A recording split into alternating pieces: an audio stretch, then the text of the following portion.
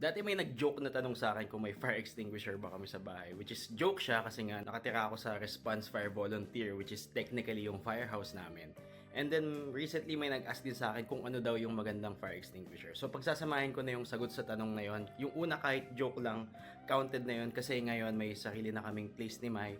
At yes, may sarili kaming fire extinguisher. Wala naman akong specific brand na nare-recommend.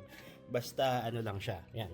ABC stands for the classification of fire types, which is type A, type B, type C. Tapos yun ang refresher, pwede ko siyang i-discuss sa ibang video. Yan ay nakalagay sa main living room at dito sa labas sa aming literal dirty kitchen. Dahil napag-usapan na rin natin ang fire extinguisher, discuss na rin natin yung TPAS or PASS. But before that, welcome to the day 21 of trying to get back on my feet. Now, fire extinguisher. So, ilang beses ko nang na-discuss to sa mga old videos ko about PASS or TPASS. So, but in essence, the usual usage since kanan ako. So, ito, kunwari ito na yung nangyayari. Ito yung apoy on my left side. Tanggal. Tanggal. Aim. Squeeze.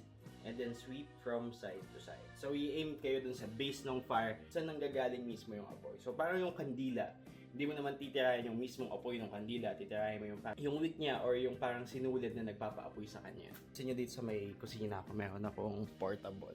So, ang ginagawa nito ay para din siyang fire extinguisher. In essence, gagana pa din yung TPAS or PAS. Kasi, una, for P and T, tatanggalin natin to. A is aim, kung nasan yung apoy.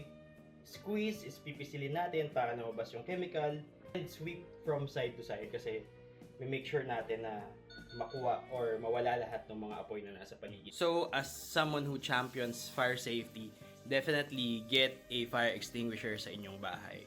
Now, hindi necessarily kailangan nyo yung malaki, but I do recommend kunin nyo tong mas maliit na to. Kasi hindi siya ganun kamahal and basically mabibili nyo siya sa mga online shop. At of course, mas okay na meron ka nito at magka-minor fire ka kesa magka-minor fire ka tapos wala ka nito. Ngayon, so sa lahat ng nanonood, I honestly recommend na aralin nyo yung TPAS or PASS kasi mas okay na malaman nyo siya. Sa mangyari yung sunog at meron kayong chance to operate a fire extinguisher tapos malito kayo or hindi nyo alam kung paano yung gagawin. So if busy kayo or wala pa kayo sa mood para i-digest yung steps sa video na to, don't worry, marami pa namang pagkakataon bukas, but still, I recommend na aralin nyo siya because it's just day 21.